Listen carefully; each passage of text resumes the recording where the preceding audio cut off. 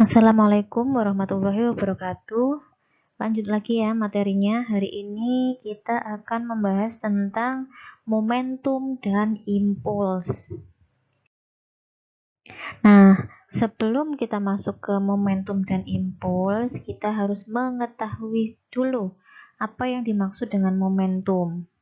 Nah, momentum sendiri merupakan perubahan yang terjadi akibat adanya interaksi antara masing-masing partikel atau ukuran kesulitan untuk mendiamkan sebuah partikel. Jadi kan partikel atau benda atau zat itu kan ada saatnya mereka akan bergerak atau diam. Nah, momentum ini adalah ukuran kesulitan untuk mendiamkan sebuah partikel atau benda. Jadi misalkan kita mau mendiamkan bola, nah seberapa sulit dan tidaknya itu kita sebut dengan momentum. Besaran yang merupakan ukuran kesulitan, kesulitan itu kan berarti mulai dari mudah sampai dengan sukarnya. Jadi tingkatannya ya. Suatu benda mengubah keadaan geraknya. Mengubah keadaan gerak itu bagaimana maksudnya? Ya, benda yang bergerak kita mau rubah nih. Misal dirubah apanya? Bisa dari kecepatannya. Dari yang tadinya itu pelan menjadi lebih cepat. Atau sebaliknya, dari yang lebih cepat karena mau diam maka akan dirubah dulu menjadi lebih lambat. Ya, contohnya ada di GLBP ya, GLBP dipercepat atau diperlambat. Nah, itu adalah momentum. Jadi momentum ini adalah ukuran atau besaran seberapa mudah atau sulitnya untuk mengubah keadaan gerak suatu benda. Bisa dari diam ke bergerak, bisa dari bergerak ke menuju ke diam atau dipercepat, diperlambat tadi. Kemudian di dalam fisika itu dikenal ada dua jenis momentum, yaitu momentum linier dan juga momentum anguler. Momentum suatu benda yang bergerak adalah hasil perkalian antara massa benda itu sendiri dan juga kecepatannya. Massa kita ketahui simbolnya M ya. Kecepatan apa? Ada yang masih ingat? Simbolnya adalah V. Setiap benda yang bergerak memiliki momentum. Karena setiap benda yang bergerak kan pasti memiliki kemungkinan untuk berubah. Nah, berubah atau mengalami perubahan, entah perubahannya dari yang tadinya cepat melambat atau dari lambat ke cepat. Jadi momentum ini ada pada semua benda yang bergerak. Nah, seperti saya katakan, momentum tadi kan rumusnya P sama dengan atau P ini momentum sama dengan hasil kali dari massa dikalikan kecepatan. M adalah massa bendanya dengan satuan kilogram, kemudian V adalah kecepatan dengan satuan meter per sekon. Jadi satuannya M tadi adalah kilogram, ini kilogram, kemudian V-nya adalah meter per sekon. Nah, jadi satuannya kilogram meter per sekon. Nah, kilogram meter per sekon ini sama saja dengan Newton sekon. Kemudian kita lanjut hubungan antara momentum dengan energi kinetik. Nah, hubungan antara momentum dan energi kinetik itu apa? Kemarin kita sudah mempelajari tentang energi kinetik pada bab sebelumnya, usaha dan energi. Nah, tadi kita sudah mempelajari tentang momentum. Nah, mari kita hubungkan. Rumusan dari energi kinetik kemarin adalah setengah mv kuadrat. Nah, besarnya ini dapat dinyatakan dengan besarnya momentum linier atau P ya. Tadi kan simbolnya momentum P. Dengan mengalihkan persamaan ini dengan M per M. Jadi persamaan EK itu kita kalikan M per M. Jadi ini ya setengah mv kuadrat kali M per M. Hasilnya EK itu sama dengan ini. Jadi hubungannya ini ya setengah P kuadrat per M. P tadi adalah momentum. Oke, lanjut lagi ke impuls. Nah, impuls itu apa? Impuls adalah peristiwa gaya yang bekerja pada benda dalam waktu yang singkat atau hanya sesaat. Jadi ini ya, peristiwa yang bekerja pada benda dalam waktu hanya sesaat atau dalam waktu yang sangat singkat. Nah, contohnya apa? Gaya tapi dalam waktu yang singkat. Nah, ini ada beberapa contoh. Peristiwa seperti bola ditendang. Nah, ini ya. Bisa dilihat gambar ketika kalian bermain bola. Sebelum berebut bola itu pasti ada yang menendang bola dulu. Kemudian nanti diterima ditendang lagi. Nah, proses menendang bola itu kan tidak memakan waktu yang lama. Bahkan bisa jadi kurang dari 1 detik. Ada yang mungkin 0,5 detik atau 1 detik atau 0,3 detik. Nah, karena waktu atau peristiwa diberikannya gaya ini atau bekerja gayanya ini sangat singkat, itu kita sebut dengan impuls. Kan tidak mungkin kalian menendang bola membutuhkan waktu 15 menit. Nah, nggak mungkin. Ini nggak nendang, ini nempel bolanya. Kemudian bola tenis dipukul karena pada saat tendangan bola tenis dipukul karena pada saat tendangan dan pukulan gaya yang bekerja sangat singkat. Nah, ini misalkan bermain tenis atau bermain bulu tangkis atau servis bola voli. Nah, itu kan memberikan gaya atau gaya diberikan kepada bola itu hanya dalam waktu yang sangat singkat. Kemudian lanjut lagi, simbol dari impuls itu adalah I. Ini ya, impuls. Satuannya Newton second, kemudian F itu adalah gaya, kemudian delta T ini adalah selang waktu yang terjadi. Jadi, impuls sama dengan F dikalikan dengan delta T. Ini rumus dari impuls. Nah, untuk kurva, ini kurva yang menyatakan hubungan antara tadi F dengan T. Ini F-nya atau gayanya, kemudian yang di sumbu X itu ada T. Nah, hubungannya ini ya, ketika F-nya naik, T-nya juga naik, maka bentuk luasannya itu adalah sebagai impuls, tadi F kali T. Impuls adalah nih, luasan daerah di bawah grafik hubungan antara F dan T. Jadi kalau mau mencari impuls, kita tinggal cari luas dari daerah ini saja. Ini ya, luas daerah yang diasir sebesar F kali delta T atau selisih atau T2 kurangi T1 atau I yang sama dengan impuls tadi.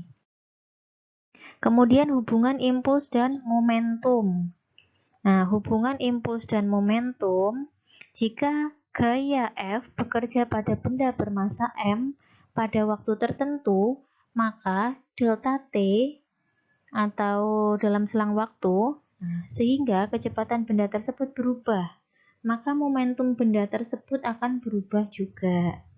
Ini kita jabarkan dari hukum 2 Newton. Nah, A-nya sendiri itu kan ini ya, percepatan itu kan delta V atau V2 min V1 per delta T.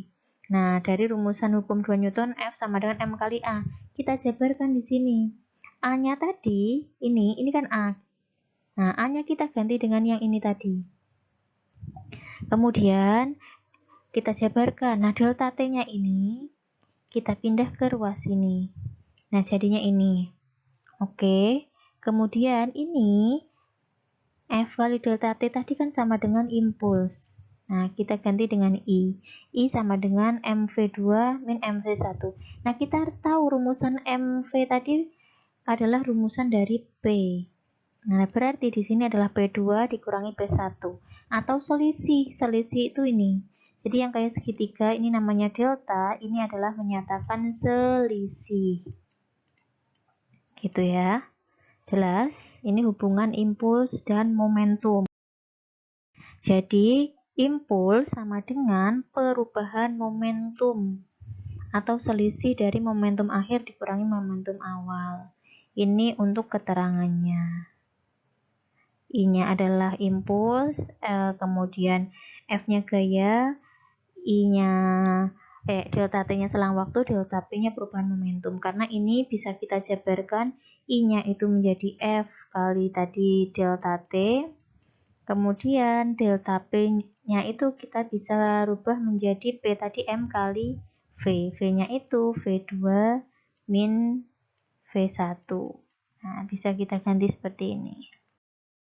Oke, lanjut ke hukum kekekalan momentum. Bunyinya, jika tidak ada gaya luar yang bekerja pada suatu sistem, maka jumlah momentum sistem tersebut adalah konstan atau tetap. Artinya apa? Jumlah momentum awal sama dengan jumlah momentum akhir.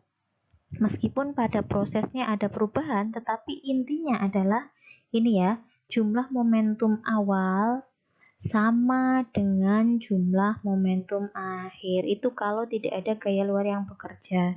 Jadi konstan atau tetap di dalam sistem tersebut. Makanya disebut di sini kekal atau kekekalan momentum. Nah, ini tentang peristiwa tumbukan ya. Jadi tumbukan itu bisa diartikan juga dengan tabrakan. Nah, kalau tabrakan mungkin lebih familiar ya. Jadi kalian bertumbukan atau bertabrakan itu sama istilahnya. Jadi tumbukan atau disebut juga lentingan itu bisa dikatakan juga sebagai pantulan karena terjadi pada dua benda yang saling berpadu dan memantul akibat dari paduan tersebut.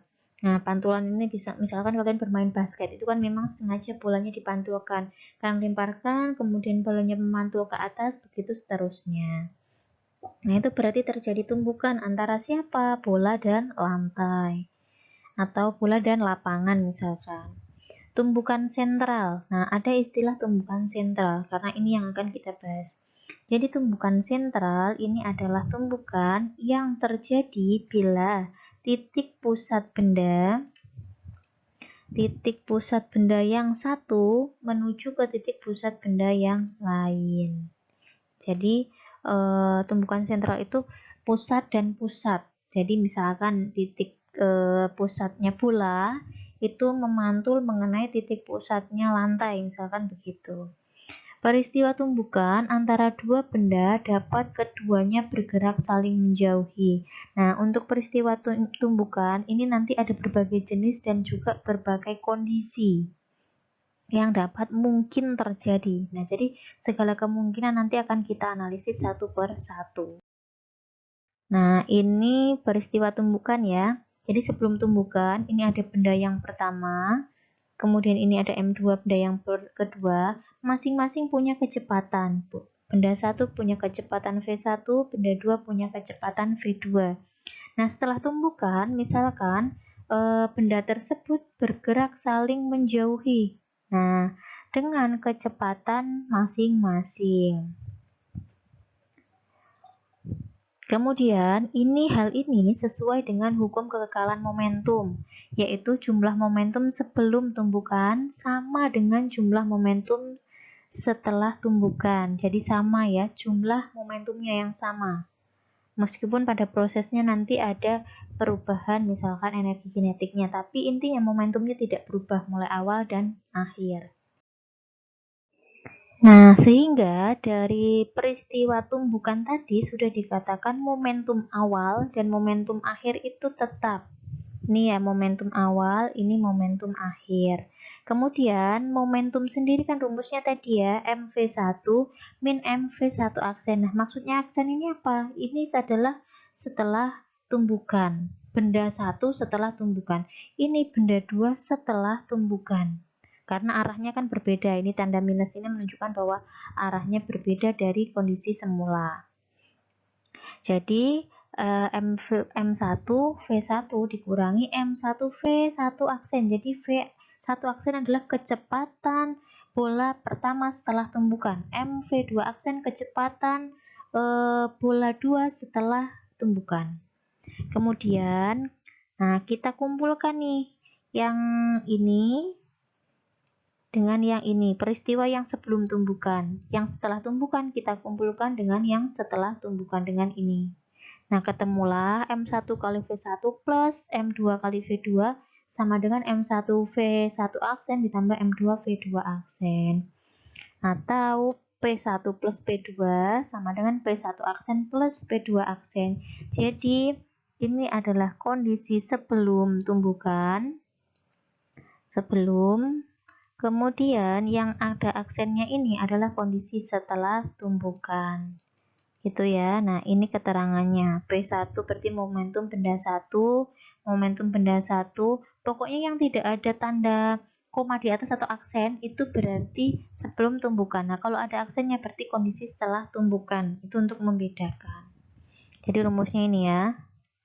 Nah, ini yang perlu kalian ingat. Kemudian, tumbukan itu ada 3 jenis. Jadi yang pertama itu ada tumbukan lenting sempurna, tumbukan lenting sebagian, dan tumbukan tidak lenting sama sekali. Nah, mari kita bahas bedanya apa.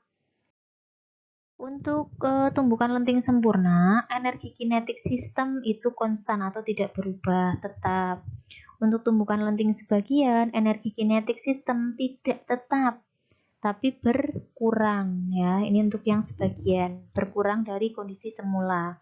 Kemudian untuk tidak lenting sama sekali, benda bergerak bersama setelah tumbukan dan energi kinetik sistem berkurang. Nah, kalau untuk tidak lenting sama sekali itu bergabung, misalkan peluru nancep di balok. Nah, setelah itu balok dan pelurunya bergerak bersama-sama. Nah, ini berarti tumbukan tidak lenting sama sekali. Atau benda bergerak bersama setelah tumbukan.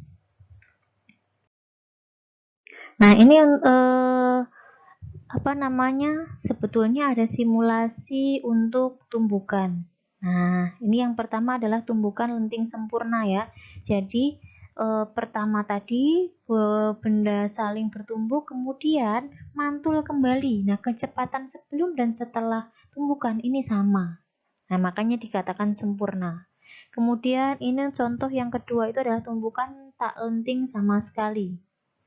Nah, setelah bergerak, nempel dan bergerak bersama-sama. Kemudian untuk tumbukan lenting sebagian, nah energi kinetiknya berkurang, pantulan bola. Semakin lama pantulannya semakin kecil sampai akhirnya dia berhenti. Jelas untuk apa namanya gerakannya ya, gerakan contoh dari tumbukan. Kemudian untuk tumbukan lenting sempurna itu berlaku hukum kekekalan momentum dan juga hukum kekekalan energi mekanik karena momentum maupun energi kinetiknya itu tidak berubah. Jadi ini ya, ini yang awal adalah kondisi sebelum tumbukan, ini kondisi setelah tumbukan. Nah, ini tidak perlu dihafal, hanya perlu kalian pahami saja. Ini benda M1 benda pertama, M2 benda kedua. Jadi ini kondisi sebelum tumbukan yang depan. Yang ini kondisi setelah tumbukan. Jadi untuk tumbukan lenting sempurna itu rumusnya bisa M1 kali V1 min V1 aksen sama dengan M2 kali V2 aksen min V2. Nah, ini lanjut lagi. Tumbukan antara dua buah benda dikatakan lenting sempurna apabila jumlah energi mekanik benda sebelum dan sesudah tumbukan adalah tetap atau E-nya itu 1. Nah, E itu apa? E adalah koefisien restitusi. Nah, nanti saya jelaskan. Nah, untuk hukum kekekalan energi kinetik itu ini ya, tetap. Ini kondisi sebelum, ini kondisi setelah itu sama, tidak berubah. Untuk hukum kekekalan momentum, ini kondisi sebelum, dan ini kondisi setelah itu sama, tidak berubah. Sebelum tumbukan, ini setelah tumbukan. Kita berlanjut pada tumbukan lenting sebagian. Nah, untuk tumbukan lenting sebagian, hukum kekekalan energi kinetik tidak berlaku karena tadi energi kinetiknya sebelum dan sesudah tumbukan itu berbeda atau semakin berkurang. Jadi tidak berlaku hukum kekekalan energi kinetik. Kemudian tumbukan lenting sebagian hanya memenuhi hukum kekekalan momentum saja. Jadi momentum sebelum dan setelah tumbukan sama. Kemudian untuk koefisien restitusinya itu berkisar 0 kurang dari E kurang dari 1. Jadi E-nya itu lebih dari 0 tapi kurang dari 1. Nah, E sendiri dapat kita cari menggunakan min V1 aksen min V2 aksen dibagi V1 min V2 aksen. Nah, rumusnya sendiri untuk tumbukan lenting sebagian adalah ini kondisi sebelum tumbukan M1 kali V1 ditambah M2 kali V2, ini kondisi setelah tumbukan. Jadi rumusnya tetap pakai yang ini. Kemudian lanjut pada tumbukan tak lenting sama sekali. Nah, untuk tumbukan tak lenting sama sekali, E atau koefisien restitusinya adalah 0. Kalau E-nya 1 itu berarti lenting sempurna. Jadi dua buah benda yang bertumbukan dikatakan tidak lenting sama sekali jika sesudah tumbukan kedua benda tersebut menjadi satu atau nempel atau bergabung, kemudian bergerak bersama-sama dengan kecepatan atau V yang sama. Nah, berangkat dari hukum kekekalan momentum ini ya, M1V1, M2V2, M1V1, ke M2V2 aksen, karena setelah tumbukan sama, berarti ini akan sama dengan ini. Nah, karena sama, berarti kita tulis saja V aksen ya. Nah, kita ganti saja. Rumusan ini menjadi lebih sederhana. Yang ini tetap. Nah, yang belakang ini karena V1 dan V2 aksennya sama, kita gabung aja menjadi V aksen. Rumusnya menjadi M1 kali V1 plus M2 kali V2 sama dengan M1 plus M2 kali V aksen. Karena bergabung, kecepatannya hanya satu, sama. Gitu ya. Kemudian untuk koefisien restitusi, E itu sama dengan min V1 aksen min V2 aksen dibagi V1 min V2. Ini setelah tumbukan. Nah, untuk yang bawah itu sebelum. Jadi yang bawah itu adalah setelah, yang ini itu kondisi sebelum tumbukan. Jadi perbandingan. Gitu. Nah, nilainya itu 0 sampai dengan 1. 0 tadi untuk yang tak lenting sama sekali, 1 untuk lenting sempurna. Nah, kalau berkisar antara lebih dari 0 tapi kurang dari 1, lenting sebagian. Kemudian, ini contoh dari peristiwanya. Misalkan tembakan peluru dari senapan atau meriam. Misalkan peluru dinyatakan dengan A dan senapan dinyatakan dengan B, maka hukum kekekalan momentumnya dapat ditulis sebagai berikut. Nah, ini kondisi sebelum tumbukan. A tadi adalah peluru, B adalah senapan. Kemudian ini kondisi setelah tumbukan. Ya. Nah, karena VA dan VB sama dengan 0 karena masih kondisi diam, maka ini ya, yang ini kan masih kondisi diam, belum bergerak. Ini. Nah, jadi tinggal kondisinya MA kali VA aksen sama dengan min MB kali VB aksen. Ini sudah ada keterangannya untuk memperjelas karena A tadi adalah peluru, B adalah senapan. Yang ada aksennya itu setelah tumbukan. Kemudian ini contoh lagi, suatu sistem yang terpisah menjadi dua bagian. Jadi apabila terdapat sebuah sistem dalam keadaan tertentu, kemudian terpisah menjadi dua bagian dengan masing-masing bergerak dengan kecepatan tertentu. Jadi kecepatannya berbeda karena terpisah. Maka kecepatan masing-masing bagian sistem dapat ditentukan berdasarkan prinsip dari hukum kekekalan momentum. Contohnya ini ya, bendanya awalnya nempel, kemudian ternyata kecepatannya berbeda, berpisah dan punya kecepatan masing-masing. Oke, untuk pembahasan mengenai momentum dan impuls sampai di sini dulu. Semoga dapat membantu. Jika ada yang belum jelas bisa ditanyakan. Terima kasih atas perhatiannya. Assalamualaikum warahmatullahi wabarakatuh.